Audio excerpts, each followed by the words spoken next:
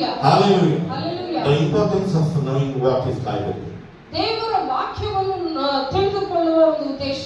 We must understand how powerful the word of God is. ನಾವು ಅರ್ಥ ಮಾಡಿಕೊಳ್ಳಬೇಕು ದೇವರ ವಾಕ್ಯ ಎಷ್ಟು ಬಲವುಳ್ಳದೆಂಬುದನ್ನು. Because the Bible is nothing but ದೇವರ ವಾಕ್ಯ ಬೇರೆ ಏನೂ ಅಲ್ಲ. it is the Bible. BIBLE ಎಂಬುದಾಗಿ ಹೇಳುವಾಗ before leaving the earth, the basic information before leaving the earth. ಈ ಒಂದು ಭೂಮಿಯನ್ನು ಬಿಡುವುದಕ್ಕಿಂತ ಮುಂಚಿತವಾಗಿ ಒಂದು ಬೇಸಿಕ್ ಇನ್ಫಾರ್ಮೇಶನ್ ಅನ್ನು ನೀವು ತೆಗೆದುಕೊಳ್ಳಬೇಕು, ಪಡೆದುಕೊಳ್ಳಬೇಕು. How seriously are we meditating the word of God? ಎಷ್ಟು ನಾವು ಸೀರಿಯಸ್ ಆಗಿ ಇದನ್ನು ತೆಗೆದುಕೊಂಡು ಈ ವಾಕ್ಯವನ್ನು ಧ್ಯಾನ Because ಮಾಡುತ್ತೇವೆ. we feel so privileged having the Bibles, each and everyone has a copy of Bible. ಯಾಕೆಂದರೆ ನಮಗೆ ಎಷ್ಟು ನಾವು ಭಾಗ್ಯವಂತರಂದ್ರೆ ಈ ಒಂದು ಸತ್ಯವೇದವು ನಮ್ಮ ಕೈಯಲ್ಲಿದೆ. Are we making the best use of the Bible? ಈ ಒಂದು ವಾಕ್ಯದ ಒಂದು ಉತ್ತಮ ಬಳಕೆಯನ್ನು ನಾವು ಮಾಡ್ತಾ There ಇದ್ದೇವೆ. is going to be a day ಒಂದು ದಿನ ಬರಲಿಕ್ಕಿದೆ when there will be a scarcity of the word of God. ಈ ಒಂದು ವಾಕ್ಯದ ಒಂದು ಬರಗಾಲ ಬರುತ್ತದೆ. It is going to come. ಅದು ಬರಲಿಕ್ಕಿದೆ. But are we making the best use of today? ಆದ್ರೆ ಈ ದಿನ ನಮಗೆ ಕೊಡಲ್ಪಟ್ಟ ಸಮಯದಲ್ಲಿ ದೇವರ ವಾಕ್ಯವನ್ನು ನಾವು ಉಪಯೋಗ Because ಮಾಡಿಕೊಳ್ಳುತ್ತಾ each ಇದ್ದೇವೆ. and every trials and temptations, we have a solution in this Bible. ಪ್ರತಿ ಸಾರಿ ಕಷ್ಟಗಳಿಗೆ, ಸಮಸ್ಯೆಗಳಿಗೆ ಈ ಒಂದು ಸತ್ಯವೇದದಲ್ಲಿ ನಮಗೆ This is ಪರಿಹಾರ the ಉಂಟು. basic information before leaving the earth. ಈ ಒಂದು ಭೂಮಿಯನ್ನು ಬಿಡುವುದಕ್ಕಿಂತ ಮುಂಚಿತವಾಗಿ ಒಂದು ಬೇಸಿಕ್ ಆದ ಇನ್ಫಾರ್ಮೇಶನ್ ನಮಗೆ ಕೊಡುತ್ತದೆ. We always grumble ourselves that ಯಾವಾಗಲೂ ನಾವು ಗುಣಗುಟ್ಟುತ್ತೇವೆ, ವಿರೋಧವಾಗಿ ಹೇಳುತ್ತೇವೆ. why is this sort of temptation in my life? ಯಾಕೆ ಇಂಥ ಕಷ್ಟಗಳು ನನಗೆ ಮಾತ್ರ ಬರುತ್ತವೆ? Why there is no any blessings in my life? ಯಾಕೆ ನನ್ನ ಜೀವಿತದಲ್ಲಿ ಆಶೀರ್ವಾದಗಳು ಇಲ್ಲ? Why me, God? ಯಾಕೆ ದೇವರೇ? Do we? ಈಗ ಹೇಳ್ತೇವಲ್ವಾ ನಾವು? Surely, if you come to tell outside also, we know the ಒಂದು ವೇಳೆ different situation of life. ಒಂದು ವೇಳೆ ಹೊರಗೆ ಹೇಳಲಾರದೆ ಇದ್ದರೂ ಮನಸ್ಸಿನಲ್ಲಿ ನಾವು ಅಂದುಕೊಳ್ಳುತ್ತೇವೆ. Because always it happens that ಯಾವಾಗಲೂ ಇದು ನಡೀತಾ ಇರ್ತದೆ. as a human, ಒಂದು ಮನುಷ್ಯನಾಗಿದ್ದಿ and more as a spiritual life, ಆ ಒಂದು ಆತ್ಮೀಯ ಜೀವಿತದಲ್ಲಿ ನಡೆಯುತ್ತಾ we are not leading in a bed of roses. ನಾವು ಒಳ್ಳೆ ಒಂದು ದಾರಿಯಲ್ಲಿ ಹೋಗ್ತಾ ಇಲ್ಲ. It's always temptations and trials in our life. ಯಾವಾಗಲೂ ನಮಗೆ ಕಷ್ಟಗಳು, ಶ್ರಮೆ, ಬಾಧೆಗಳು. And we always blame and grumble and tell that, why me, Lord? ಯಾಕೆ ನಾನು ಮಾತ್ರ ಕರ್ತನೆ ಎಂಬುದಾಗಿ ಯಾವಾಗಲೂ ದೇವರಿಗೆ ವಿರೋಧವಾಗಿ ಗುಣಗುಟ್ಟುತ್ತಾ ಇರ್ತವೆ. But the best word to use in such a situation is, ಅಂತ ಒಂದು ಪರಿಸ್ಥಿತಿಗಳಲ್ಲಿ ಒಳ್ಳೆ ಉತ್ತಮವಾದ ಮಾತು ಉಪಯೋಗಿಸುವುದಕ್ಕೆ ಏನೆಂದರೆ, we must not tell why me. ನನಗೆ ಮಾತ್ರ ಯಾಕೆ ದೇವರು ಎಂಬುದಾಗಿ ಹೇಳಬಾರದು. If we are a real believer and strong in spiritual, ನಿಜವಾದ ವಿಶ್ವಾಸಿಗಳೇ ಆಗಿರುವುದಾದರೆ, ಆತ್ಮದಲ್ಲಿ ಬಲಗೊಂಡವರಾಗಿರುವುದಾದರೆ, we must tell try me. ನಾವು ಏನು ಹೇಳಬೇಕಂದ್ರೆ ನನ್ನನ್ನು ಶೋಧಿಸಿ ನೋಡು. We must challenge. ನಾವು ಚಾಲೆಂಜ್ ಮಾಡಬೇಕು. We must not tell why me. ನಾವು ಹೇಳಬಾರದು ಯಾಕೆ ನನಗೆ ಮಾತ್ರ ಬರ್ತದೆ. You must tell try me. ನಾವು ಏನು ಹೇಳಬೇಕು ಗೊತ್ತಾ? Are we ನನ್ನನ್ನು ಉಪಯೋಗ ಮಾಡಿಕೋ. Are we having such a ನನ್ನನ್ನು spirit? ಶೋಧಿಸಿ ನೋಡು ಎಂಬುದಾಗಿ ಹೇಳಬೇಕು. Do we believe in that? ನಾವು ಅದರಲ್ಲಿ ನಾವು ನಂಬಿಕೆ ಇಡ್ತೇವಾ? We just come and go. ನಾವು ಸುಮ್ಮನೆ ಬರ್ತೇವೆ, ಹೋಗ್ತೇವೆ. Now this congregation, ಈ ಒಂದು ಕಾಂಗ್ರಿಗೇಷನ್ ಹೇಳ್ತಾ I ಇಲ್ಲ, think some people, ಬೇರೆ ಜನರನ್ನು ಹೇಳ್ತಾ ಇದ್ದೇನೆ. because seems to be good, very good. ನೀವೆಲ್ಲ ಒಳ್ಳೆ ಜನರೆಂಬುದಾಗಿ ಕಾಣಿಸ್ತಾ ಇದೆ. But always tell try me. ಆದ್ರೆ ದೇವರಿಗೆ ಹೇಳೋಣ, ನನ್ನನ್ನು ಶೋಧಿಸಿ ನೋಡು ಅಪ್ಪ ಎಂದು. Because we don't need a life which doesn't have any ups and downs. ಯಾಕಂದ್ರೆ ನಮ್ಗೆ ಅಂತ ಒಂದು ಜೀವಿತ ಬೇಡ, ಎಲ್ಲಿ ದಿಣ್ಣೆಗಳು, ಬೆಟ್ಟಗಳು ಇರಲಾರದ ಒಂದು ಜೀವಿತ ಬೇಡ. As a spiritual, as a believer, ಆತ್ಮಿಕ ಒಂದು ವಿಶ್ವಾಸಿಯಾಗಿ you cannot expect your life to be more straight and steady.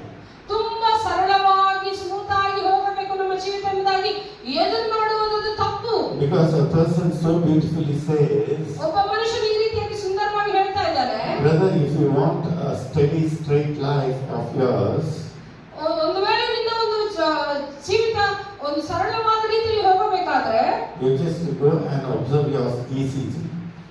ನೀವು ಹೋಗಿ ಒಂದು ವೇಳೆ ECG ಅನ್ನು ನೋಡಿರಿ, ನಿಮ್ಮ ECG ಅನ್ನು. Did you ever take ECG? ಯಾರಾದ್ರೂ ಎಂದಾದ್ರೂ ECG ತೆಗೆದುಕೊಂಡಿದ್ದೀರಾ? How Amma is telling something. How's it? This way. ಹೆಂಗ್ ಬರ್ತದ್ರೆ ECG ನೋಡಿದ್ರಲ್ಲ ಹಾಸ್ಪಿಟಲ್ ಅಲ್ಲಿ ಮೇಲೆ ಕೆಳಗೆ It's in a sinusoidal wave. ಎತ್ತರ ಮೇಲೆ ಹೋಗುತ್ತದೆ ಕೆಳಗೆ ಬರುತ್ತೆ. In case if you need a life which is more straight, ಒಂದು ವೇಳೆ ನಿನಗೆ ಸರಳವಾದ ಒಂದು ಸ್ಮೂತ್ ಆದ ಜೀವಿತ ಬೇಕಂದ್ರೆ when the ECG comes straight, ಯಾವಾಗ ಬರುತ್ತೆ ಹೇಳಿ? ಅದು ಸ್ಟ್ರೈಟ್ ಲೈನ್ ಯಾವಾಗ ಬರುತ್ತೆ? ಯಾವಾಗ ಬರುತ್ತಮ್ಮ? ಹಾರ್ಟ್ ಬೀಟ್ ನಿಲ್ಲುತ್ತೆ ಅಂದ್ರೆ ವಾಟ್ ಡಸ್ ಇಟ್ ಮೀನ್? ಮೇಲೆ ಹೋಗ್ಬಿಟ್ರು, ಮೇಲೆ ಹೋದ್ರೆ ಸ್ಟ್ರೈಟ್ ಲೈನ್ ಬರುತ್ತೆ. ಜೀವ ಇದೆ ಅಂದ್ರೆ ಮೇಲೆ ಕೆಳಗೆ ಆಗುತ್ತೆ. So if you are seeking a life to be more straight and steady, ಒಂದು ವೇಳೆ ಸರಳವಾದ ಒಂದು ಜೀವಿತ ನಮಗೆ ಬೇಕು ಅಪ್ಪ ಅಂದ್ರೆ you are inviting your death. ಅಂದ್ರೆ ನೀನು ಮರಣವನ್ನು ಆಹ್ವಾನ ಮಾಡ್ತಾ ಇದೀಯ. As a spiritual brother and sister, ಆತ್ಮಿಕ ಸಹೋದರ we ಸಹೋದರನಾಗಿ must always tell the devil, try me. ಸೈತಾನನಿಗೆ ನಾವು ಸವಾಲನ್ನು ಹಾಕಬೇಕಾಗಿದೆ. ನನ್ನನ್ನು ಶೋಧಿಸಿ ನೋಡು, You try me. ನನ್ನನ್ನು ಶೋಧಿಸಿ ನೋಡು. Never say why me. ಯಾಕೆ ನಾನು ಮಾತ್ರ ಎಂಬುದಾಗಿ ಹೇಳಬಾರದು. Because ಯಾಕಂದ್ರೆ as a Christian, ಕ್ರೈಸ್ತರಾಗಿ Christian is a very tough living life. ಕ್ರೈಸ್ತ ಜೀವಿತ ತುಂಬಾ ಕಷ್ಟಕರವಾದ ಒಂದು ಜೀವಿತ. Because there's a saying, ಈ ರೀತಿಯಾಗಿ ಒಂದು ಹೇಳಿಕೆ ಇದೆ. the Christians will read the Bible, ಕ್ರೈಸ್ತರು ಸತ್ಯವೇದವನ್ನು ಓದುತ್ತಾರೆ, but the non-Christians will read the Christians. ಆದರೆ ಕ್ರೈಸ್ತ ಅಲ್ಲದವರು ಕ್ರೈಸ್ತರನ್ನು ಓದುತ್ತಾರೆ. Hallelujah. Hallelujah. It happens a lot. ಅದು ಯಾವಾಗಲೂ ಆಗುತ್ತದೆ. Because we have Bibles in our hands, ಯಾಕಂದ್ರೆ ನಮಗೆ ಕೈಗಳಲ್ಲಿ ಸತ್ಯವೇದವೂ ಇದೆ. into our reach. ನಮ್ಮ ಕೈಗೆ ಸುಲಭವಾಗಿ ಸಿಗುವ ರೀತಿಯಲ್ಲಿ. So we read the Bible. ಆದ ಕಾರಣ ನಾವು ಬೈಬಲ್ ಅನ್ನು ಓದುತ್ತೇವೆ. But we are being surrounded by the non-Christians. ಆದ್ರೆ ನಮ್ಮ ಅಕ್ಕಪಕ್ಕದ ಜನರು ಅವರೆಲ್ಲ ದೇವರನ್ನು ಅರಿಯಲಾರದ ಜನರಾಗಿದ್ದಾರೆ. They don't are not that accessible to the Bible. ಅಷ್ಟು ಅವರಿಗೆ ಸುಲಭವಾಗಿ ದೇವರ ವಾಕ್ಯ ಅವರಿಗೆ ತಿಳಿಯುವುದಿಲ್ಲ. So the beautiful and the best shortcut method to them is, ಅವರು ಒಂದು ಶಾರ್ಟ್ಕಟ್ ಸುಲಭವಾದ ದಾರಿಯನ್ನು ಯಾವುದು ಆಯ್ಕೆ ಮಾಡುತ್ತಾರಂದ್ರೆ they start reading the Christians. ನಮ್ಮನ್ನು ಅಂದ್ರೆ ಕ್ರೈಸ್ತರಾಗಿರುವ ನಮ್ಮನ್ನು ಓದುತ್ತಾರೆ. ಅಂದ್ರೆ ನಾವು ಯಾವ ರೀತಿಯಾಗಿ ನಡೆದುಕೊಳ್ಳುತ್ತಾ ಇದ್ದೇವೆ ಎಂಬುದಾಗಿ. So now there's a beautiful question to you and me. ಈಗ ಸುಂದರವಾದ ಒಂದು ಪ್ರಶ್ನೆ ಇದೆ ನಿನಗೆ ನನಗೆ. How are we? ನಾವು ಯಾವ ರೀತಿಯಾಗಿ ಇದ್ದೇವೆ? Because we read the Bible, ನಾವು ಸತ್ಯವೇದವನ್ನು ಓದುತ್ತೇವೆ, but the non-Christians read the Christians. ಆದರೆ ಅನ್ಯ ಜನರು ನಮ್ಮನ್ನು ಓದ್ತಾ ಇದ್ದಾರೆ. God has created us with His own image. ದೇವರು ತನ್ನ ಸ್ವಾರೂಪ್ಯದಲ್ಲಿ ನಮ್ಮನ್ನು ಸೃಷ್ಟಿ ಮಾಡಿಕೊಂಡಿದ್ದಾನೆ. Are we imbibing the basic characteristics of Jesus Christ? ದೇವರ ಗುಣಲಕ್ಷಣಗಳನ್ನು ನಾವು ಹೊಂದಿದವರಾಗಿ ಜೀವಿಸ್ತಾ ಇದ್ದೇವಾ?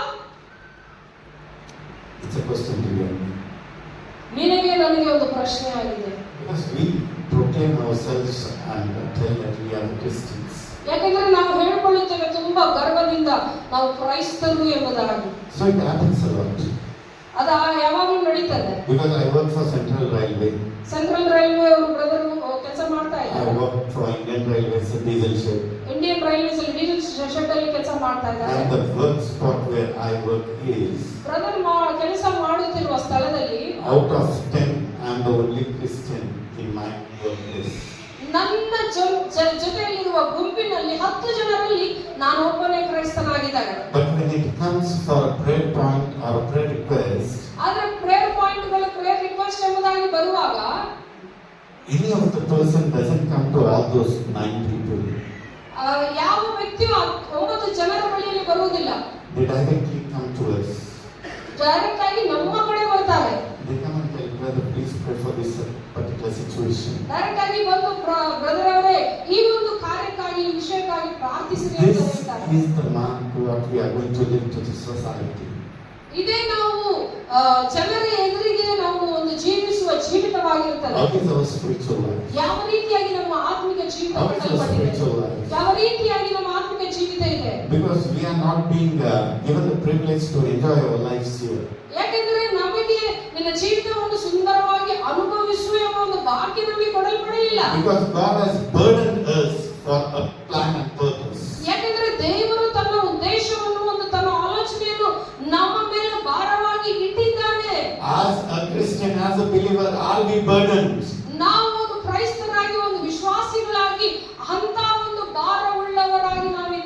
Because we have celebrated Easter 2 weeks before. 2 ವಾರಗಳ ಮುಂಚೆ ನಾವು ಈಸ್ಟರ್ ಅನ್ನು ಸೆಲೆಬ್ರೇಟ್ The ಮಾಡಿದ್ದೇವೆ. resurrection of Jesus Christ. ದೇವರ ಪುನರುತ್ಥಾನ ದಿನವನ್ನು ಆಚರಣೆ ಮಾಡಿದ್ದೇವೆ. The Son of God came into this world as a human. ದೇವ ಕುಮಾರನು ನರಾವತಾರವನ್ನೆತ್ತಿ ಈ ಭೂಲೋಕಕ್ಕೆ ಬಂದಿದ್ದಾನೆ.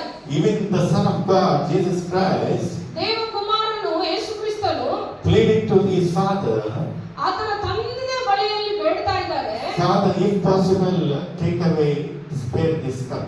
ತಂದೆ ಸಾಧ್ಯವಾಗುವುದಾದರೆ ಈ ಪಾತ್ರೆ ನನ್ನಿಂದ ನೀಗಿಸು ಎಂಬುದಾಗಿ. But he ended up saying, ಆದರೆ ಕೊನೆಯದಾಗಿ ಏನ್ ಹೇಳಿ ಮುಗಿಸುತ್ತಾ ಇದ್ದಾರೆ ಅಂದ್ರೆ, what did he say? ಏನ್ ಹೇಳಿದ್ರು? ನಿಮ್ಮ ಚಿತ್ತ, let your will be done. ನನ್ನ ಚಿತ್ತವಲ್ಲ ನಿನ್ನ ಚಿತ್ತ ಮಾತ್ರ When ನೆರವೇರಲಿ. the Son of God is obeying the Father, ತಂದೆಯ ಮಗನು ತಂದೆಗೆ ವಿಧೇಯನಾಗುವಾಗ, as a believer, ಒಂದು ವಿಶ್ವಾಸಿಯಾಗಿ ನಾನು, as a children of God, ದೇವರ ಮಕ್ಕಳಾಗಿರುವ ನಾನು, what are we supposed to do? ನಾವು ಏನು ಮಾಡಬೇಕಾಗಿದೆ? What are we supposed to do? ನಾವೇನ್ ಮಾಡಬೇಕು? Because ಯಾಕಂದ್ರೆ in the book of John, ಯೋಹಾನನ ಸುವಾರ್ತೆಯಲ್ಲಿ 6th chapter 38 verse, 6ನೇ ಅಧ್ಯಾಯ 36ನೇ ವಚನದಲ್ಲಿ what does it say?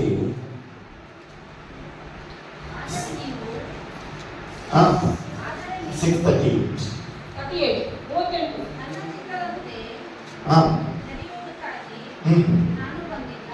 ನನ್ನ ಚಿತ್ತದಂತೆ ನಡೆಯೋದಕ್ಕೆ ಯಾರು ಬಂದಿಲ್ರಿ? ಯೇಸು ಸ್ವಾಮಿ. ಯೇಸು ಕ್ರಿಸ್ತನು ಹೇಳ್ತಾ ಇದ್ದಾನೆ, ನನ್ನ ಚಿತ್ತ ಮಾಡುವುದಕ್ಕೆ ನಾನು ಬಂದಿಲ್ಲ.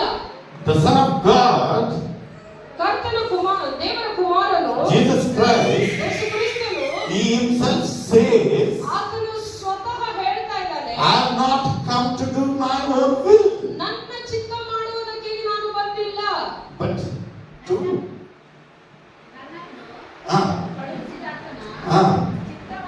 ಚಿತ್ತವನ್ನೇ ಪರಲೋಕದಿಂದ. Hallelujah. Hallelujah. Such a beautiful word it is. ಎಷ್ಟು ಸುಂದರವಾದ ವಚನ ನೋಡಿ. He says, I have not come here to fulfill my own will. ನಾನು ಇಲ್ಲಿ ಬಂದಿರುವುದು ನನ್ನ ಚಿತ್ತವನ್ನು I ಮಾಡುವುದಕ್ಕಾಗಿ have ಅಲ್ಲ. come here to fulfill the will who has sent me. ನನ್ನನ್ನು ಕಳುಹಿಸಿದ ಆತನ ಒಂದು ಚಿತ್ತವನ್ನು When the Son of God, ನೆರವೇರಿಸುವ Jesus Christ himself proclaims, ಮಗನು ತನ್ನನ್ನು ತಾನು ಈ ರೀತಿಯಾಗಿ ಹೇಳಿಕೊಳ್ಳುತ್ತಾ he ಇದ್ದಾನೆ. proclaims and he says he has not come on his own will here. ಆತನೇ ಸ್ವತಃ ಹೇಳಿಕೊಳ್ತಾ ಇದ್ದಾನೆ, ನನ್ನ ಚಿತ್ತದ ಪ್ರಕಾರ ನಾನು ಬಂದಿಲ್ಲ. What are we to tell? ನಾವೆಷ್ಟು ಮಾತ್ರದವರು? Who are we to tell? ನಾವು ಯಾರು ಈ ರೀತಿಯಾಗಿ ಹೇಳುವುದಕ್ಕಾಗಿ? It's a question to you. ಅದು ನಿನಗೆ ನನಗೆ ಒಂದು ಪ್ರಶ್ನೆಯಾಗಿದೆ. Why are we here? ನಾವು ಯಾಕೆ ಇಲ್ಲಿದ್ದೇವೆ? Why has God created us?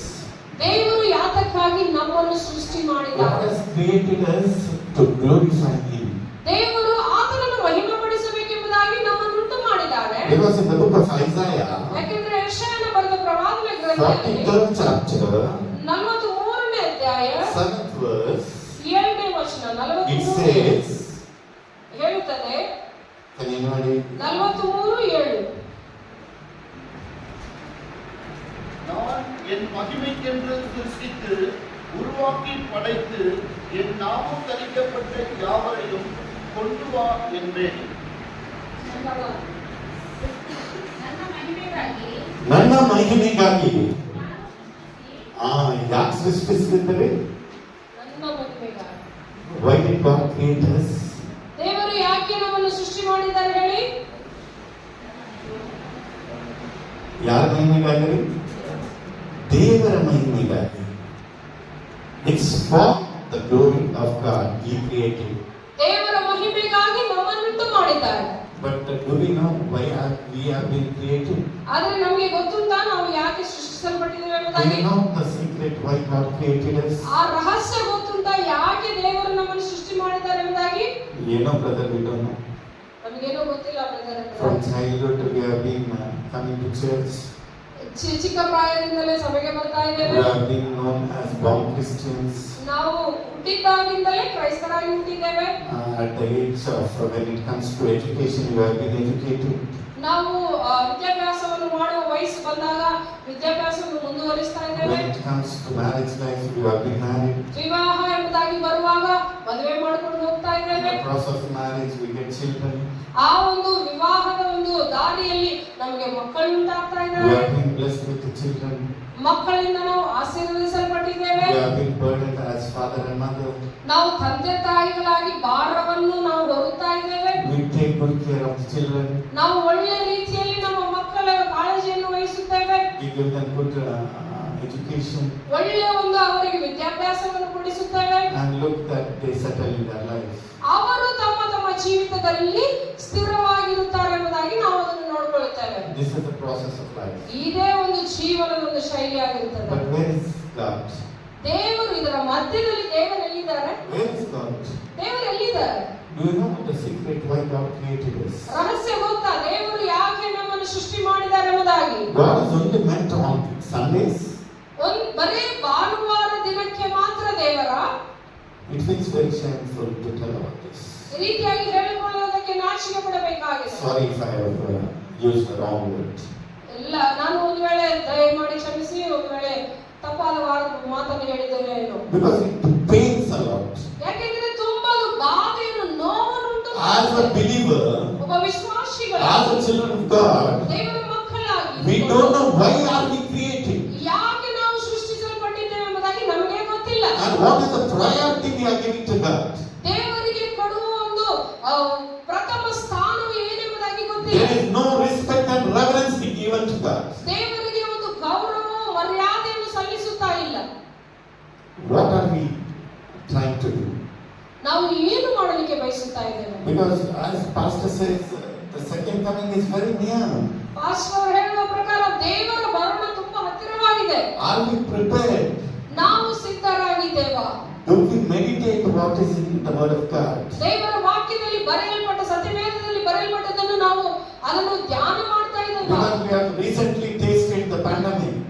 ಈಗಾಗಲೇ ನಾವು ಈ ಒಂದು ಪ್ಯಾಂಡಮಿಕ್ ಅನ್ನು, ಕೊರೋನಾವನ್ನು ನಾವು ಅನುಭವಿಸಿದ್ದೇವೆ. We have seen the seriousness and bitterness of pandemic. ಎಷ್ಟು ಅದು ಆತರದಿಂದ ಅದು ವೇಗವಾಗಿ ಕೆಲಸ ಮಾಡುತ್ತದೆ ಎಂಬುದಾಗಿ ನಾವು It ನೋಡ್ತಾ has ಇದ್ದೇವೆ. not spared anyone. ಅದು ಯಾರನ್ನು ಸಹಿಸುವುದಿಲ್ಲ. The rich and poor. ಅದು ಐಶ್ವರ್ಯವಂತನಾಗಿರಲಿ, ಬಡವನಾಗಿರಲಿ, The educated, non-educated. ವಿದ್ಯಾಭ್ಯಾಸ ಮಾಡಿದವನಾಗಿರಲಿ, The ಮಾಡಲಾರದವನಾಗಿರಲಿ, male, female. ಅದು ಸ್ತ್ರೀಯರಾಗಿರಲಿ, ಪುರುಷರಾಗಿರಲಿ, Young and aged. ಅದು ಯವನಸ್ಥರಾಗಿರಲಿ, Nobody has been spared with that death. ಯಾರು ಆ ಮರಣದಿಂದ ತಪ್ಪಿಸಿಕೊಳ್ಳಲಿಕ್ಕೆ Are we ಸಾಧ್ಯ? guaranteed of our lives? ನಮಗೆ ನಮ್ಮ ಜೀವಿತದ ಕುರಿತಾಗಿ ಒಂದು ಗ್ಯಾರಂಟಿ ಇದೆಯಾ? What are we trying to prove ourselves? ಏನು ಮಾಡಲಿಕ್ಕೆ ನಾವು ಹೋಗ್ತಾ ಇದ್ದೇವೆ? Do you really know why we have been created? ನಿಜವಾಗಿ ನಿಮಗೆ ಗೊತ್ತುಂಟ ಯಾಕೆ ನೀವು ಸೃಷ್ಟಿಸಲ್ಪಟ್ಟಿದ್ದೀರಿ? Because the Son of God himself proclaims, ಯಾಕೆಂದ್ರೆ ಕುಮಾರನು ಸ್ವತಃ ತಾನೇ ಹೇಳ್ತಾ ಇದ್ದಾನೆ, he said, I have not come into this world to fulfill my own will. ಯಾಕೆಂದ್ರೆ ಕುಮಾರನು ಸ್ವತಃ ಹೇಳ್ತಾ ಇದ್ದಾನೆ, ನಾನು ನನ್ನ ಚಿತ್ತ ಮಾಡುವುದಕ್ಕಾಗಿ I have come into this world to fulfill the will who has sent me. ನನ್ನನ್ನು ಕಳುಹಿಸಿದ ಆತನ ಒಂದು ಚಿತ್ತವನ್ನು ನೆರವೇರಿಸುವುದಕ್ಕಾಗಿ. As a Christian, as a believer, there is a question to you and me. ಒಬ್ಬ ಕ್ರೈಸ್ತನಾಗಿ, ಒಬ್ಬ ವಿಶ್ವಾಸಿಗಳಾಗಿ ನಿನಗೆ ನನಗೆ Do you really understand why God has created you? ನಿನಗೆ ನಿಜವಾಗಿ ಗೊತ್ತುಂಟ ಯಾಕೆ ನಿನ್ನನ್ನು ದೇವರು ಸೃಷ್ಟಿ ಮಾಡಿದ? Because how beautiful this verse ಎಷ್ಟು says, ಸುಂದರವಾಗಿ ವಾಕ್ಯ ಹೇಳುತ್ತದೆ, everyone who is called by my name, ಪ್ರತಿಯೊಬ್ಬರು ನನ್ನ ಹೆಸರಿನಿಂದ ಕರೆಯಲ್ಪಟ್ಟ ಪ್ರತಿಯೊಬ್ಬರು, whom I have created, ನಾನು ಸೃಷ್ಟಿಸಿದವರು it is for my glory. ನನ್ನ ಮಹಿಮೆಗಾಗಿ, ತನ್ನ ಮಹಿಮೆಗಾಗಿ. ನನ್ನ ಮಹಿಮೆಗಾಗಿ ಎಂಬುದಾಗಿ Are ಹೇಳ್ತಾರೆ. we glorifying God? ದೇವರನ್ನು ನಾವು ಮಹಿಮೆ ಪಡಿಸ್ತಾ ಇದ್ದೇವಾ? Are we glorifying God? ದೇವರನ್ನು ಮಹಿಮೆ ಪಡಿಸ್ತಾ ಇದ್ದೇವಾ? Are we doing any favor to God? ಏನಾದರೂ ಒಳ್ಳೆಯ ಕಾರ್ಯಗಳನ್ನು ಮಾಡ್ತಾ ಇದ್ದೇವಾ? It's just what they tell. It's just a big shape for us to take a new breath. ದೇವರು ಒಂದು ಅಂದ್ರೆ ಉಸಿರಾಡುವುದು ದೇವರು ಕೊಟ್ಟಿರುವ ಒಂದು ಭಿಕ್ಷೆ. Anybody is guaranteed of their lives? ಯಾರಾದರೂ ನಿಮ್ಮ ಜೀವಿತದ ಕುರಿತಾಗಿ ಗ್ಯಾರಂಟಿ ಕೊಡಲಿಕ್ಕೆ It ಸಾಧ್ಯವಾಗುತ್ತಾ? is just a bubble. ಅದು ಒಂದು ನೀರಿನ ಮೇಲೆ ಒಂದು ಗುಳಿಗೆ ಸಮಾನ. It just blasts off. ಆ ಗುಳ್ಳೆಯಾದದ್ದು ಅದು ಒಡೆದು ಹೋಗುತ್ತದೆ. But people treat themselves as heavenly bodies. ಆದ್ರೆ ಜನರು ತಮ್ಮನ್ನು ತಾವು ಒಂದು ಏನೋ ಪರಲೋಕದಿಂದ ಇಳಿದು ಬಂದವರಂತೆ ಅವರು ತಮ್ಮನ್ನು ತಾವು They ನೆನೆಸಿಕೊಳ್ಳುತ್ತಾರೆ. make plans for the next 5-10 years. 5-10 ವರ್ಷಗಳಿಗೆ ಅವರು ಒಂದು ಭವಿಷ್ಯದ ಕುರಿತಾಗಿ ಒಂದು ಯೋಜನೆಗಳನ್ನು ಹಾಕಿಕೊಳ್ಳುತ್ತಾರೆ. Really hats off to such a kind of self-confidence. ಅಂತ ಜನರಿಗೆ ಒಂದು ಸಲಾಂ ಹೊಡಿಬೇಕ್ರಿ. I really feel so amazed to see the plannings of them. ಅಂತ ಜನರ ಒಂದು ಯೋಜನೆಗಳು ಇನ್ನೂ ಜೀವಿತ ಒಂದು ದೃಢತೆ ಇಲ್ಲ ಆದ್ರೂ 5-10 ವರ್ಷಗಳಿಗೆ ಒಂದು ಯೋಜನೆಯನ್ನು ಹಾಕಿಕೊಳ್ಳುತ್ತಾರೆ. But we as a Christians, ಒಂದು ನಾವು ಕ್ರೈಸ್ತರಾಗಿ we have been burdened. ನಮಗೆ ಒಂದು ಒತ್ತಾಯ ನಮ್ಮ ಮೇಲೆ ಒಂದು ಭಾರವಿದೆ. We realize the reality of our life. ನಮ್ಮ ಒಂದು ಜೀವಿತದ ಒಂದು ಸತ್ಯ ಏನೆಂಬುದಾಗಿ We ತಿಳಿದವರಾಗಿದ್ದಾರೆ. have to understand why God has created us. ಯಾಕೆ ದೇವರು ನಮ್ಮನ್ನು ಸೃಷ್ಟಿ ಮಾಡಿದ್ದಾರೆ ಎಂಬುದಾಗಿ ಅರ್ಥ What ಮಾಡಿಕೊಳ್ಳಬೇಕು. are the do's and don'ts of our life? ಏನು ಮಾಡಬೇಕು ಏನು ಮಾಡಬಾರದು Are we following them? ಇದನ್ನು ನಾವು ಪಾಲಿಸ್ತಾ ಇದ್ದೇವಾ? The Son of God Himself came to do His will. ತನ್ನ ಒಬ್ಬ ಮಗನು ತಂದೆಗೆ ವಿಧೇಯನಾಗಿ ತನ್ನ ಚಿತ್ತ ಮಾಡುವುದಕ್ಕಲ್ಲ ತನ್ನನ್ನು ಕಳುಹಿಸಿದ ಆತನ ಚಿತ್ತ ಮಾಡುವುದಕ್ಕಾಗಿ ಬಂದಿದ್ದಾರೆ. We so religiously come to churches. ನಾವು ಕ್ರೈಸ್ತರಾಗಿ ತುಂಬಾ ರಿಲಿಜಿಯಸ್ ಆಗಿ ನಾವು ಬಂದಿದ್ದೇವೆ. It's very good. ಒಳ್ಳೆಯದು, It's being appreciated. ಅದು ಉತ್ತಮವಾದ ಕೆಲಸ ಎಂಬುದಾಗಿ ಹೇಳಬಹುದು. But what about the inner spiritual life? ಆದರೆ ಅಂತರದಲ್ಲಿ ಇರುವ ಆತ್ಮಿಕ ಮನುಷ್ಯನ ಕುರಿತಾಗಿ ಏನು? We give most importance to the outlook. ಬರೇ ಹೊರಗಿನ ವೇಷಕ್ಕೆ ನಾವು ಹೆಚ್ಚಾದ ಒಂದು ಪ್ರಾಮುಖ್ಯತೆಯನ್ನು ಕೊಡುತ್ತೇವೆ. How beautiful we look. ಎಷ್ಟು ಸುಂದರವಾಗಿ ಕಾಣಲಿಕ್ಕೆ How ಸಾಧ್ಯ, presentable we look. ಎಷ್ಟು ನಾವು ನೋಡಲಿಕ್ಕೆ ಇನ್ನೂ ನೋಡಬೇಕೆಂಬ ಅನಿಸುವ ರೀತಿಯಲ್ಲಿ ನಾವು ನಮ್ಮನ್ನು ನಾವು So the ಸಿದ್ಧಪಡಿಸುತ್ತೇವೆ. scripture says, ದೇವರ ವಾಕ್ಯ ಹೇಳುತ್ತದೆ, man looks outside, ಮನುಷ್ಯನು ಹೊರಗಿನ ಒಂದು ತೋಟವನ್ನು ನೋಡುತ್ತಾನೆ, but God looks inside. ಆದರೆ ದೇವರು ಹೃದಯವನ್ನು ನೋಡುವಾತನಾಗಿದ್ದಾನೆ. Hallelujah. Hallelujah. Hallelujah. Hallelujah. It's a simple question to you and me. ಸುಲಭವಾದ ಒಂದು ಪ್ರಶ್ನೆ. How are we? ನಾವು ಹೇಗಿದ್ದೇವೆ? Where are we? ನಾವು ಎಲ್ಲಿದ್ದೇವೆ? What is the meaning of our life? ನಮ್ಮ ಜೀವಿತದ ಒಂದು ಅರ್ಥವೇನು? Are we leading a meaningful spiritual life? ಅರ್ಥವುಳ್ಳ ಒಂದು ಆತ್ಮಿಕ ಜೀವಿತವನ್ನು ಜೀವಿಸ್ತಾ ಇದ್ದೇವಾ?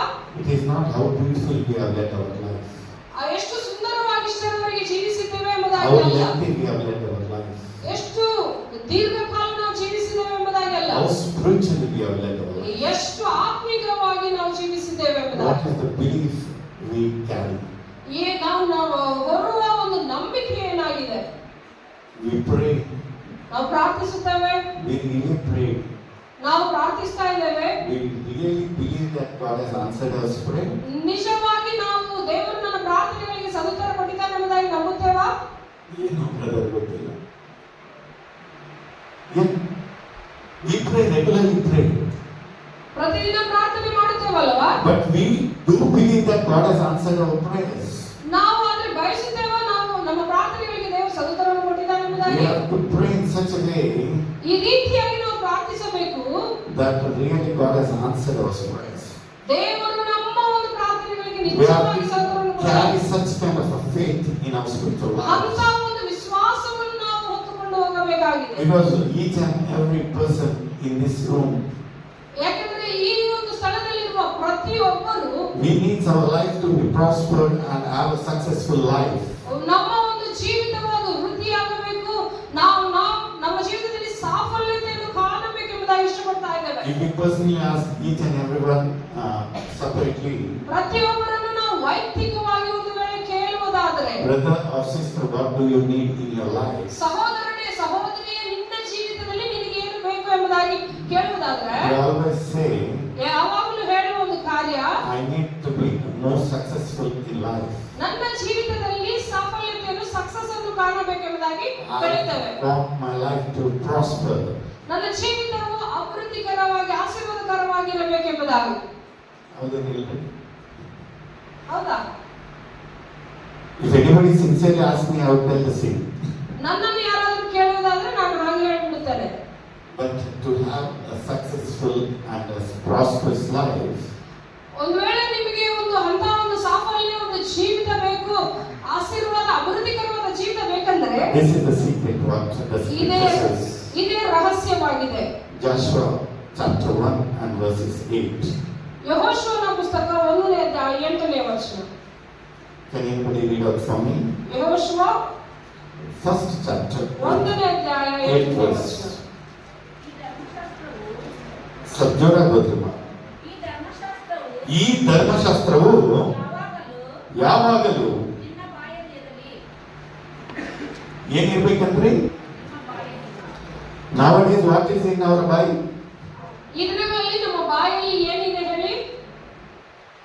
I'm not talking inside the four walls of the church. ಆಲಯದ 4 ಗೋಡೆಗಳ ಮಧ್ಯದಲ್ಲಿ ಇರುವುದನ್ನು ಹೇಳ್ತಾ ಇಲ್ಲ. Once we step outside the church, ಒಂದು ಸಾರಿ ಹೆಜ್ಜೆ ಹೊರಗೆ ಹಾಕಿದ್ದೇವಂದ್ರೆ ನಮ್ಮ ಬಾಯಲ್ಲಿ ಏನಿರ್ತದ್ರಿ? ಏನಿರುತ್ತೆ?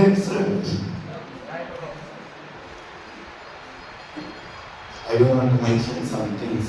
ಅಂತ ಕಾರ್ಯಗಳು ಹೇಳಲಿಕ್ಕೆ ಇಷ್ಟಪಡ್ತಾ ಇಲ್ಲ. Because here the Bible clearly says, ಯಾಕಂದ್ರೆ ಇಲ್ಲಿ ಸ್ಪಷ್ಟವಾಗಿ ದೇವರ ವಾಕ್ಯ ಹೇಳ್ತಾ ಇದೆ, what must be in our mouth inside and outside the church.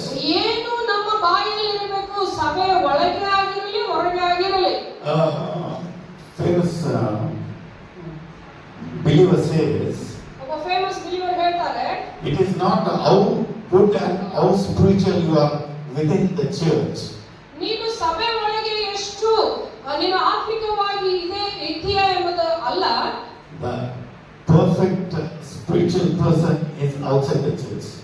ಒಬ್ಬ ನಿಜವಾದ ಒಂದು ಆತ್ಮಿಕ ವ್ಯಕ್ತಿ ಸಭೆಗೆ ಹೊರಗೆ ಹೇಗೆ ಜೀವಿಸ್ತಾನೆಂಬುದೇ. Because inside the church everybody are heavenly bodies. ಯಾಕಂದ್ರೆ ಸಭೆ ಒಳಗೆ ಎಲ್ಲ ತುಂಬಾ ಭಯಭಕ್ತಿ ಉಳ್ಳವರಾಗಿ ಆಕಾಶದ ಕಡೆಯಿಂದ ಬಿದ್ದವರಾಗಿ ಮಾಡ್ತಾರೆ. So soft. ಎಷ್ಟು ಸುಂದರವಾಗಿ ತಮ್ಮನ್ನು ತಾವು ತಗ್ಗಿಸಿಕೊಂಡಿರ್ತಾರೆ. So soothing words. ಎಷ್ಟು ಒಳ್ಳೆಯ ಮಾತುಗಳನ್ನು ಮಾತನಾಡುತ್ತಾರೆ. I'm not condemning or taunting anyone. It happens. ಖಂಡಿಸ್ತಾ ಇಲ್ಲ, ಆದ್ರೆ ಇದು ಈ ರೀತಿಯಾಗಿ ನಡೆಯುತ್ತಾ ಇರುತ್ತೆ ಸಾಧಾರಣವಾಗಿ. But we as spiritual believers, ಆದ್ರೆ ನಾವು ಒಂದು ಆತ್ಮಿಕ ಒಂದು ವಿಶ್ವಾಸಿಗಳಾಗಿದ್ದು, we are in a big boss. ನಾವು ಬಿಗ್ ಬಾಸ್ ಅಲ್ಲಿ ಇದ್ದೇವೆ. We are under scammer. ನಾವು ನಮ್ಮ ಮೇಲೆ ಕ್ಯಾಮೆರಾಗಳು ನೋಡ್ತಾನೆ ಇದೆ. Each and every moment of ours are being monitored. ಪ್ರತಿಯೊಂದು ಚಲನ ವಲನಗಳು ಅದರ ನಮ್ಮನ್ನು ಕಣ್ಗಾಣಿಸುತ್ತಾ ನೋಡ್ತಾನೆ ಇದೆ. Because the Christians read the Bible. ಯಾಕೆಂದ್ರೆ ಕ್ರೈಸ್ತರು ಸತ್ಯವೇದವನ್ನು ಓದುತ್ತಾರೆ. But the non-Christians read the Christians. ಆದ್ರೆ ಕ್ರೈಸ್ತ ಅಲ್ಲದವರು ಕ್ರೈಸ್ತರನ್ನು ಓದುತ್ತಾರೆ. How are we? ನಾವು ಹೇಗಿದ್ದೇವೆ? Because here the Bible says, ಯಾಕೆಂದ್ರೆ ಇಲ್ಲಿ ದೇವರ ವಾಕ್ಯ ಹೇಳುತ್ತದೆ, ಮತ್ತೊಮ್ಮೆ ಓದಿಮ್ಮ. ಈ ಧರ್ಮಶಾಸ್ತ್ರವು ಯಾವಾಗಲೂ ಯಾವಾಗಲೂ means what? ಯಾವಾಗಲೂ ಅಂದ್ರೆ ಏನ್ರಿ? Every time. Very good. Every time. It's not when we are in trouble. ಕಷ್ಟದಲ್ಲಿರುವಾಗ, when we come to the word of God, ದೇವರ ವಾಕ್ಯಕ್ಕೆ ನೇರವಾಗಿ when we ಬರುವಾಗ, come near to God, ದೇವರ ಹತ್ತಿರಕ್ಕೆ ಬರುವಾಗ, only when we are in trouble. ಯಾವಾಗ ನಾವು ಸಮಸ್ಯೆಗೆ ಒಳಗಾಗುತ್ತೇವೋ. But the scripture says, ಆದ್ರೆ ದೇವರ ವಾಕ್ಯ ಹೇಳುತ್ತದೆ, ಯಾವಾಗಲೂ, every time, ಯಾವಾಗಲೂ the word must be in our mouth. ದೇವರ ವಾಕ್ಯ ನಮ್ಮ ಬಾಯಲ್ಲಿ ಇರಬೇಕು. ಇರುತ್ತಾ? Is it? Maybe it's a question to you and me. ಅದು ಒಂದು ಪ್ರಶ್ನೆ ಆಗಿದೆ ನಿನಗೆ ನನಗೆ. ಇನ್ನು ಮುಂದೆ please read ma.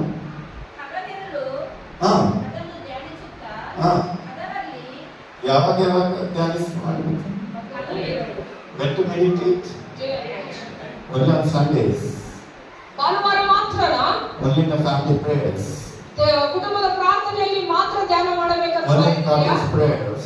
ಎಲ್ಲ ಕಾಟೇಜ್ ಪ್ರೇಯರ್ಗಳಲ್ಲಿ ಅಷ್ಟೇ ಧ್ಯಾನ ಮಾಡಬೇಕಂತ When we have to do dhyana? ನಾವೆಲ್ಲರೂ ಒಟ್ಟಾಗಿ ಸೇರಿದಾಗ ಅಂತಾಗಿ ಬಂದಿದ್ಯಾ? When? ಯಾವಾಗ? When does the scripture says? ಹೇಳ್ರಿ ಯಾವಾಗ? Day and night. ಹಗಲು ಇರಲು. Day and night. ಹಗಲಿರಲು. Are we religiously doing it? ನಾವು ಅದನ್ನು ಮಾಡ್ತಾ ಇದ್ದೇವಾ? It's a question to you and me. ಈ ಒಂದು ಪ್ರಶ್ನೆ ನಿನಗೆ ನನಗೆ. Why our lives are not that successful? ಯಾಕೆ ನಮ್ಮ ಜೀವಿತದಲ್ಲಿ ನಾವು ಸಫಲತೆಯನ್ನು ಕಾಣುತ್ತಾ ಇಲ್ಲ. Why the blessings have been blocked? ಯಾಕೆ ಆಶೀರ್ವಾದಗಳು ತಡೆ ಮಾಡಲ್ಪಟ್ಟಿದೆ? Why our financial things are not going prosper? ಯಾಕೆ ನಮ್ಮ ಆರ್ಥಿಕ ರೀತಿಯಲ್ಲಿ ನಾವು ಉತ್ತೇಜನಗೊಳ್ಳುತ್ತಾ ಇಲ್ಲ?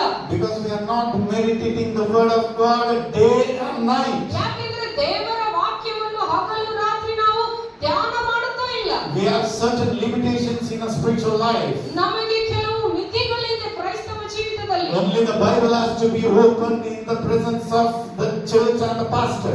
ಭಾನುವಾರ ಬಂದರೆ ಪಾಸ್ಟರ್ ಎದುರುಗಡೆ ಮಾತ್ರ ನಾವು ಬೈಬಲ್ ಅನ್ನು ತೆರೆಯುತ್ತೇವೆ. The other day I been to one of the church. ಇನ್ನೊಂದು ಸಭೆಗೆ ಹೋಗಿರುವಾಗ I just told a small example about how beautiful we read the Bible. ನಾವು ಒಂದು ಚಿಕ್ಕ ಉದಾಹರಣೆಯನ್ನು ಹೇಳಿದೆ, ಯಾವ ರೀತಿಯಾಗಿ ಸುಂದರವಾಗಿ ಸತ್ಯವೇದವನ್ನು ಓದುತ್ತೇವೆ ಎಂಬುದಾಗಿ. I told in that church. ಆ ಸಭೆಯಲ್ಲಿ ಹೇಳಿದ್ದೇನೆ. And I did not name even those congregation. ಆ ಸಭೆಯವರನ್ನು ಅದು ಗುರುತಿಸಿ ಹೇಳಿಲ್ಲ. When I'm telling you, I don't mean to your congregation also. ಈಗಲೂ ಇಲ್ಲಿ ಹೇಳುವಾಗ ನಿಮ್ಮನ್ನು ನೋಡಿ ಹೇಳ್ತಾ ಇಲ್ಲ. It's just an illustration. ಹಾಗೆ ನಾನು ಒಂದು ಉದಾಹರಣೆಯಾಗಿ ಹೇಳ್ತಾ ಇದ್ದೇನೆ. One day a family invited the pastor ಒಂದು ದಿನ ಒಂದು ಕುಟುಂಬದವರು ಪಾಸ್ಟರ್ ಅನ್ನು ಇನ್ವೈಟ್ ಮಾಡಿದ್ದಾರೆ to their cottage prayer. ಒಂದು cottage ಪ್ರೇಯರ್ಗಾಗಿ. Then as per their profile, ಅವರ ಪ್ರಕಾರ they served him in a beautiful silver vessels. ಆ ಬೆಳ್ಳಿಯ ಒಂದು ಪಾತ್ರೆಗಳಲ್ಲಿ ಅವರಿಗೆ ಊಟವನ್ನು ಬಡಿಸಿದ್ದಾರೆ. To suit their profile. ಅವರ ಒಂದು ಮಟ್ಟ ಎಷ್ಟು ಉನ್ನತವಾಗಿದ್ದಾರೆ ಎಂಬುದಾಗಿ ತೋರಿಸಿಕೊಳ್ಳುವುದಕ್ಕಾಗಿ. This is a perfect word, unnata.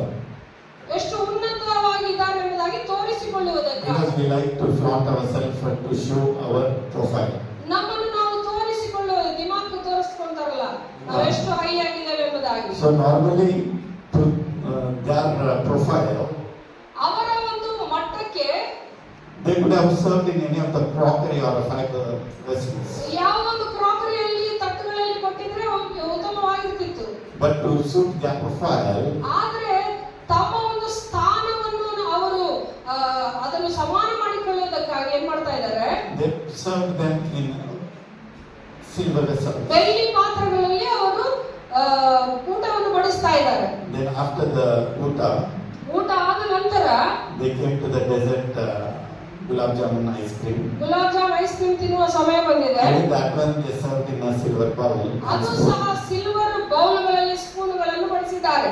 Then after having the pastor the ice cream and gulab jamun, ಅಷ್ಟು ತಿಂದಾದ ನಂತರ then normally the family would seek a word of prayer before closing. ಅದು ಮುಕ್ತಾಯ ಆಗುವುದಕ್ಕಿಂತ ಮುಂಚಿತವಾಗಿ ಒಂದು ಚಿಕ್ಕ ಪ್ರಾರ್ಥನೆಯನ್ನು ಎದುರು ನೋಡುತ್ತಾರೆ. But the pastor was about to have the last spoon. Pastor ಅವರು ಕೊನೆ ಸ್ಪೂನ್ ಅನ್ನು ಬಾಯಲ್ಲಿ ಹಾಕೊಳ್ಳುವಾಗ Then the owner of the house ಆ ಒಂದು ಮನೆ ಯಜಮಾನರು rushed towards him. ಆಕೆ ಹತ್ತಿರಕ್ಕೆ ಬಂದು, Pastor, please pray for our family. Pastor ಅವರು ನಮ್ಮ ಕುಟುಂಬಕ್ಕಾಗಿ ಪ್ರಾರ್ಥನೆ ಮಾಡಿ. Pastor still didn't finish up the scoop of ice cream. ಇನ್ನು ಆ ಕೊನೆ ಒಂದು ಸ್ಪೂನ್ ಇದೆ, ಅವರು ಇನ್ನೂ ತಿಂದು ಮುಗಿಸಿಲ್ಲ. Then after such a good hospitality, ಇಷ್ಟು ಒಂದು ಸುಂದರವಾಗಿ ಅವರು ಗಮನಿಸಿದ ನಂತರ he was more eager to pray. ಆತನು ತುಂಬಾ ಪ್ರಾರ್ಥನೆ ಮಾಡುವುದಕ್ಕೆ ಇಷ್ಟಪೂರ್ವಕವಾಗಿದ್ದ. Then he took the Bible and started to pray. ನಂತರ ಅದನ್ನು ಬೈಬಲ್ ಅನ್ನು ತೆಗೆದುಕೊಂಡು ಪ್ರಾರ್ಥನೆ ಮಾಡಲಿಕ್ಕೆ ಪ್ರಾರಂಭ ಮಾಡಿದ್ದಾರೆ. And he prayed and left the room. ಆತನು ಪ್ರಾರ್ಥಿಸಿ ಆ ಸ್ಥಳವನ್ನು ಬಿಟ್ಟು ಹೋಗಿದ್ದಾರೆ. Then even the family people were very happy. ಆ ಕುಟುಂಬಸ್ಥರು ಸಹ ತುಂಬಾ ಸಂತೋಷ ಪಟ್ಟರು. Then to their surprise, ಅವರ ಆಶ್ಚರ್ಯಕ್ಕೆ ಕಾದಿದ್ದುದು, at the time of cleaning of all the vessels, ಎಲ್ಲ ಪಾತ್ರೆಗಳನ್ನು ಶುದ್ಧ ಮಾಡುವ ಸಮಯದಲ್ಲಿ the silver spoon which they served it for gulab jamun and ice cream was missing. ಆ ಒಂದು ಸ್ಪೂನ್ ಏನ್ ಕೊಟ್ಟಿದ್ರಲ್ಲ, ಗುಲಾಬ್ ಜಾಮ್ ತಿನ್ನಿರಿ, ಐಸ್ ಕ್ರೀಮ್ ತಿನ್ನಿರಿ ಎಂಬುದಾಗಿ, ಆ ಸ್ಪೂನ್ ಒಂದು ಮಿಸ್ ಆಗ್ತಾ ಇತ್ತು. They started recounting first, second, third, 3-4 times. ಮತ್ತೆ ಲೆಕ್ಕ ಮಾಡ್ತಾ ಇದ್ದಾರೆ, ಈ ಸಿಲ್ವರ್ ಸ್ಪೂನ್ ಎಲ್ಲಿ ಹೋಯ್ತು ಎಂಬುದಾಗಿ. But no silver spoon. ಆದ್ರೆ ಸಿಲ್ವರ್ ಸ್ಪೂನ್ ಕಾಣ್ತಾ ಇಲ್ಲ. They kept the pastor, the speech, the message, everything aside. ಆ ಪಾಸ್ಟರ್ ಕೊಟ್ಟಿರುವ ಸ್ಪೀಚ್, ಮೆಸೇಜ್, ಪ್ರಾರ್ಥನೆ ಎಲ್ಲ ಒಂದು ಬದಿಗೆ ಇಟ್ಟು ಬಿಟ್ಟಿದ್ದಾರೆ. That day the hot topic was silver spoon. ಆ ಹಾಟ್ ಟಾಪಿಕ್ ಅಂದ್ರೆ ಏನಂದ್ರೆ ಆ ಸಿಲ್ವರ್ ಸ್ಪೂನ್ ಕಾಣ್ತಾ ಇಲ್ಲ. There was a round table conference.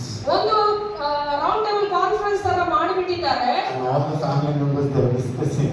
ಕುಟುಂಬಸ್ಥರೆಲ್ಲ ಈಗ ಡಿಸ್ಕಸ್ ಮಾಡ್ತಾ ಇದ್ದಾರೆ. Pastor seems to be so pious and religious. Pastor ಅವರು ನೋಡುವುದಕ್ಕೆ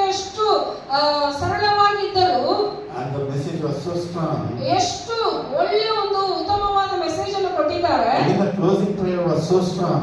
ಆದ್ರೆ ಕ್ಲೋಸಿಂಗ್ ಪ್ರೇಯರ್ ಸಹ ತುಂಬಾ ಬಲವಾಗಿತ್ತು. But how come the spoon is missing? ಆದ್ರೆ ಹೇಗೆ ಈ ಸಿಲ್ವರ್ ಸ್ಪೂನ್ ಕಾಣ್ತಾ ಇಲ್ಲ? I really cannot judge the pastor. ಆ ಪಾಸ್ಟರ್ ಅನ್ನು ಅವರು ತೀರ್ಪು ಮಾಡಲಿಕ್ಕೆ ಸಾಧ್ಯ ಆಗ್ತಾ ಇಲ್ಲ. At least he could have asked us. ನಮ್ಮನ್ನು ಕೇಳಿದ್ರೆ ಕೊಡ್ತಾ ಇದ್ವಲ್ಲ, We would have given him. ನಾವು ಕೊಡ್ತಿದ್ವೇನೋ. But how did he? ಆದ್ರೆ ಏನ್ ಮಾಡಿದ್ರು ಇವರು? Then the husband said, ಆ ಗಂಡ ಹೇಳ್ತಾ ಇದ್ದಾನೆ, I don't go in a rush and judge the pastor.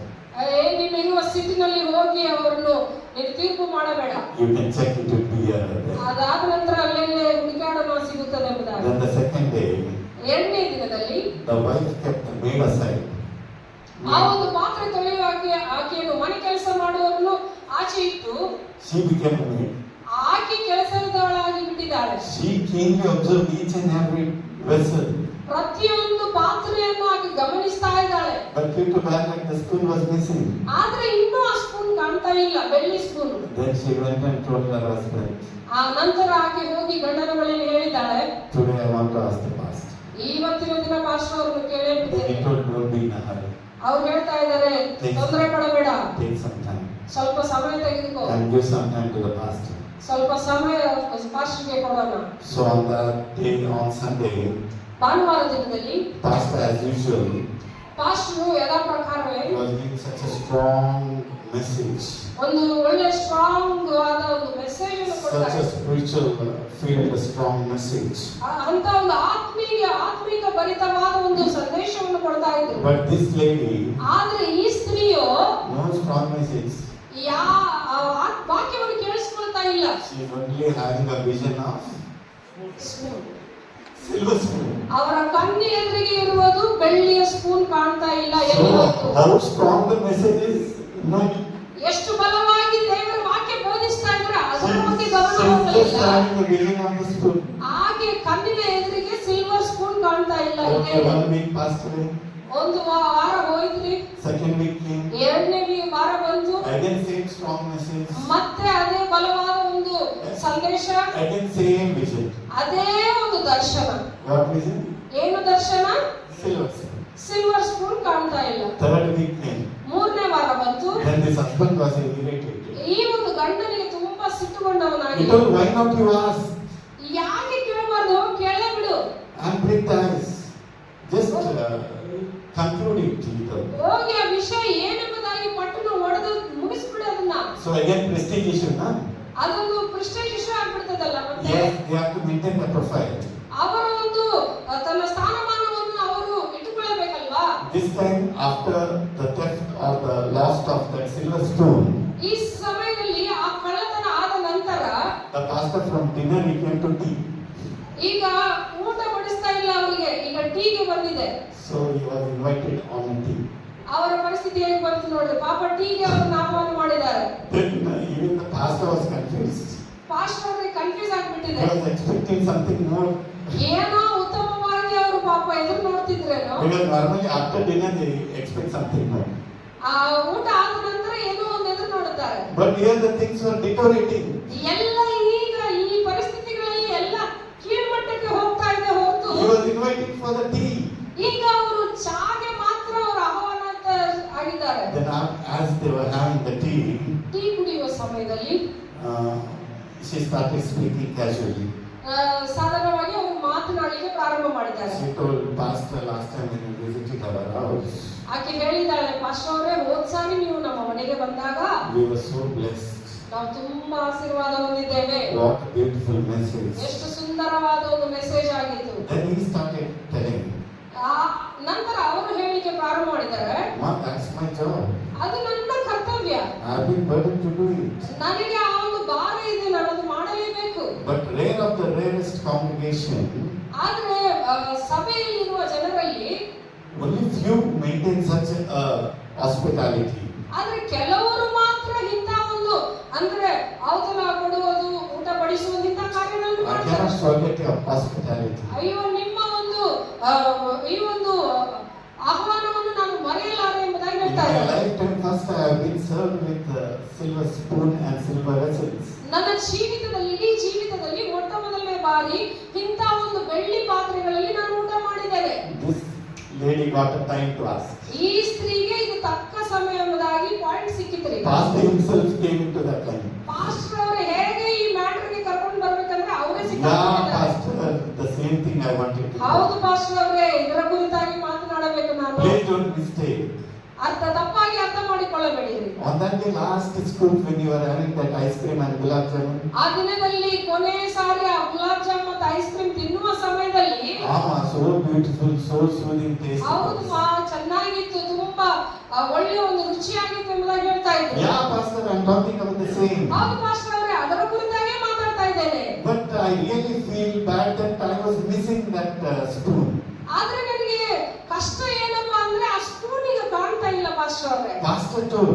Pastor ಅವರು ಹೇಳಿದ್ರು, Why now on that day at the closing prayer, ಯಾಕಮ್ಮ ಆ ದಿನದಲ್ಲಿ ಕ್ಲೋಸಿಂಗ್ ಪ್ರೇಯರ್ ಮಾಡುವ ಸಮಯದಲ್ಲಿ I used your Bible now. ನಿನ್ನ ಬೈಬಲ್ ಅನ್ನು ಯೂಸ್ ಮಾಡಿದ್ನಲ್ಲ, And before leaving, I kept the Bible I kept the spoon in your Bible. ನಾನು ಆ ಸ್ಥಳವನ್ನು ಬಿಟ್ಟು ಹೋಗುವುದಕ್ಕಿಂತ ಮುಂಚಿತವಾಗಿ ನಿನ್ನ ಬೈಬಲ್ ಅಲ್ಲಿ ಆ ಸ್ಪೂನ್ ಅನ್ನು ಇಟ್ಟಿದ್ದೇನೆ. Did not notice it? ನೀನು ಅದನ್ನು ನೋಡ್ಲಿಲ್ವಾ? Okay, Pastor, wait a minute, have your tea. ಹೌದಾ ಪಾಸ್ಟರ್, ತಡ್ರಿ ಒಂದು ನಿಮಿಷ ಅಂತ ಹೋಗಿ ಬೈಬಲ್ ತಂದ್ರು. She saw in the Bible. Bible ಅನ್ನು ತೆರೆದು ನೋಡುವಾಗ She found the. ಆ ಬೈಬಲ್ ಮಧ್ಯದಲ್ಲಿ Anything. ಬೆಳ್ಳಿ spoon. So Amma, after 3 weeks, 3 ವಾರಗಳ ನಂತರ she was going to church. ಆಕೆ ಸಭೆಗೆ ಹೋಗ್ತಾನೆ ಇದ್ದಾಳೆ, ಬರ್ತಾ ಇದ್ದಾರೆ, going to church, ಹೋಗ್ತಾ ಇದ್ದಾರೆ, coming from church. ಬರ್ತಾ ಇದ್ದಾರೆ. But she would carry the Bible and go. Bible ಅನ್ನು ಹೊತ್ಕೊಂಡು ಮಾತ್ರ ಹೋಗ್ತಾ ಇದ್ರು, But she never opened it. ಆದ್ರೆ ಬೈಬಲ್ ಅನ್ನು ತೆರೆದು ಓದುತ್ತಾ ಇಲ್ಲ. This is the saddest part of we believers. ಇದೇ ವಿಶ್ವಾಸಿಗಳಾಗಿರುವ ನಮ್ಮ ಒಂದು ನೀಚವಾದ ಕೀಳ್ಮಟ್ಟದ ಒಂದು ಕಾರ್ಯವಾಗಿದೆ. We take the Bible. ನಾವು ಬೈಬಲ್ ಅನ್ನು ತೆಗೆದುಕೊಂಡು We ಹೋಗ್ತೇವೆ. don't know where is Genesis, where is Revelation. ಆದಿಕಾಂಡ ಎಲ್ಲಿದೆ, ಪ್ರಕಟಣೆ ಎಲ್ಲಿದೆ ಗೊತ್ತಿಲ್ಲ. Not you people. ನೀವಲ್ರಿ, Some people. ಕೆಲವರು ಬೇರೆಯವರು. So this is the prettiest part. From where do we get success in our lives? ಹೀಗೆ ಮಾಡ್ತಾ ಹೋದ್ರೆ ಎಲ್ಲಿಂದ ನಮ್ಮ ಜೀವಿತದಲ್ಲಿ ಸಾಫಲ್ಯತೆಯನ್ನು ಕಾಣುತ್ತೇವೆ? When will we prosper in our life? ಯಾವಾಗ ನಮ್ಮ ಜೀವಿತದಲ್ಲಿ ಅಭಿವೃದ್ಧಿ ಆಗುತ್ತೇವೆ? Because here in the last word it says. ಇಲ್ಲಿ ಕೊನೆಯ ವಚನ ಹೇಳುತ್ತದೆ, Please read, ma'am. ಹಗಲಿರುಳು ಅದನ್ನು ಧ್ಯಾನಿಸುತ್ತಾ ಅದರಲ್ಲಿ ಬರೆದಿರುವುದೆಲ್ಲವನ್ನು ಬರೆದಿರುವುದೆಲ್ಲವನ್ನು ಕೈಕೊಂಡು ಕೈಕೊಂಡು ನಡೆ. ಆಗ ನಿನ್ನ ಮಾರ್ಗದಲ್ಲೆಲ್ಲ ಸಫಲ means success. This is the secret of our life.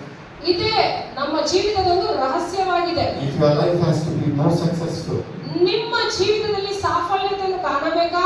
you have to meditate God. ನೀವು ದೇವರ ವಾಕ್ಯವನ್ನು ಹಗಲಿರಲು ಧ್ಯಾನ ಮಾಡಬೇಕು. You have to do according to what is written in the word of God. ದೇವರ ವಾಕ್ಯದಲ್ಲಿ ಬರೆಯಲ್ಪಟ್ಟದ ಪ್ರಕಾರ ನಾವು ಇನ್ನು ನಡೆದುಕೊಳ್ಳಬೇಕು. ಮುಂದೆ ಏನಾಯ್ತಮ್ಮ? ಕೃತಜ್ಞನಾಗುವಿ. ನಾನು ನಿನಗೆ ಆಜ್ಞಾಪಿಸಿದ್ದೇನಲ್ಲ. No, is the word prosperous? Suffer. Suffer. Then you will be prospered in your life. ಆವಾಗ ನೀವು ಸಾಫಲ್ಯತೆಯನ್ನು ಕಾಣುತ್ತೀರಿ. So this is the beautiful mantra in our spiritual life. ನಮ್ಮ ಜೀವಿತದಲ್ಲಿ ಒಂದು ಸುಂದರವಾದ ಮಂತ್ರವಾಗಿದೆ. If you really want to have a successful life and prosperous life, ನಿಜವಾಗಿ ನಿಮ್ಮ ಜೀವಿತದಲ್ಲಿ ಒಂದು ಅಭಿವೃದ್ಧಿಯಾದ ಆಶೀರ್ವಾದಕರವಾದ ಸಾಫಲ್ಯ ಜೀವಿತ ಬೇಕಾದರೆ you have to meditate the word of God. ನೀವು ದೇವರ ವಾಕ್ಯವನ್ನು ಹಗಲು ರಾತ್ರಿ ಧ್ಯಾನ ಮಾಡಬೇಕು. So thank you for the beautiful time, Pastor. ಸುಂದರವಾಗಿ ಸಮಯವನ್ನು ಕೊಟ್ಟಿರುವ ಪಾಸ್ಟರ್ಗೆ ನಾನು ಧನ್ಯವಾದ And ಹೇಳ್ತೇನೆ. thank you for the beautiful translation, Amma. And thank you for the beautiful congregation. Thank you very much. God bless you.